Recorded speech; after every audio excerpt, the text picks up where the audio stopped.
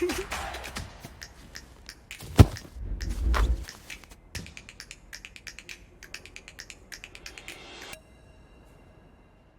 excellent win for England then against Chile, 71 points to nil.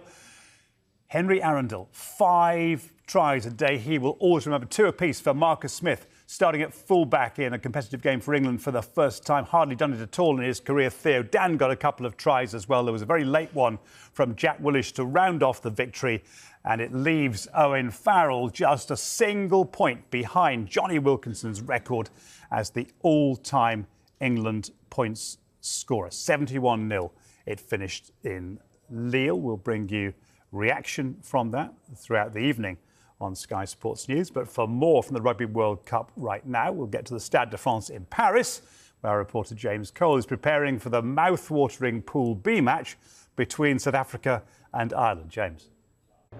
Good evening from Paris, where the noise levels are going through the roof ahead of this huge clash, quite literally, between the world's #1 side and the reigning world champions. It's hard to tell if there's more Irish fans here or South African fans, maybe a 50-50 split. I reckon, though, the Irish fans will be able to out-sing them come kick-off. Will their team be able to outplay them, though, is the question. It's being billed as the Springboks' physicality against Ireland's pace and skill.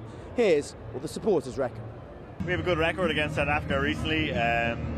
They've won some, we won some, but yeah, I think we're going to win. I would say Ireland win. Like, it's the best 2 years we've ever had in our lives, so no reason not to. I think they can do it. We're nervous, but we will beat the 16 man in the crowd, and we'll push them through, and we're going to win. So have you seen the size of them? They're absolutely massive. We're only small lads in Ireland, so yeah, concerns about that, but Ireland's skill level has come on a lot in the last few years, so still hopefully we can get a win today. We got this. Andy Farrell's the best coach. I think we're going to cruise. I think it's going to be a tough game. Fair play to South Africa for coming, but this is going to be a great victory. Connor, do you share that incredible optimism?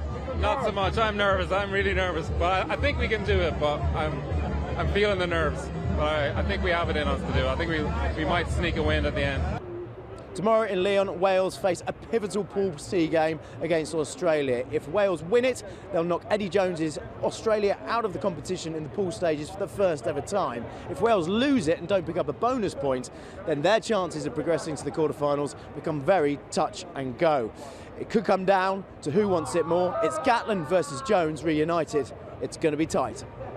I think Eddie's been getting enough stick from everywhere else. There's no need for me to put the boot into him. So. Yeah, look, it's in a strange way we're probably both going through some of the same things, you know, in terms of coming back and having limited preparation time and then looking to rebuild for the future. So, you know, they're going to be desperate on Saturday. We're desperate as well, and I expect us to go out the way that we've trained this week. They've always been really switched on. Are clear in terms of what we want to do and the way we want to play, and I expect us to win on Sunday. Finally, some encouraging news from the French camp today in terms of their captain, Antoine Dupont. He suffered a fracture of his cheekbone on Thursday night against Namibia, but he's undergone surgery. He's had a titanium plate inserted, and France are hopeful he could be back for the quarter-finals. This has happened before. In 2015, Wales flanker Dan Lydiate had a similar operation, and he returned for the quarter-finals just 2 weeks later. Fingers crossed, because it would be such a shame to lose the captain and talisman of France, Antoine Dupont, who is the poster boy of this Rugby World Cup. The Irish fans here might disagree because France are on their side of the draw, as are South Africa and New Zealand. It's a tough draw for Ireland. A win here will be a huge step forward towards the quarter-finals. In the opening match today, Portugal missed a last-minute penalty to deny them their first World Cup victory against Georgia. Portugal scoring 2 tries in a World Cup game for the first time in their history. Thrilling comeback. They'd been 13 points to 0 down.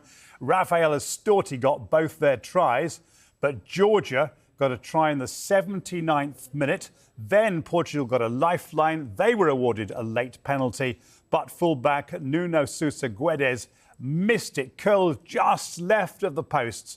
18-all, still a really good result for Portugal. And reminding you what's coming up tomorrow. James mentioned it briefly. Wales with a really important match. They are in action against Australia, really vital to the outcome of that group. That is in Lyon at 8 o'clock, and before that in Nice, 4:45 kickoff for Scotland against Tonga in Pool B.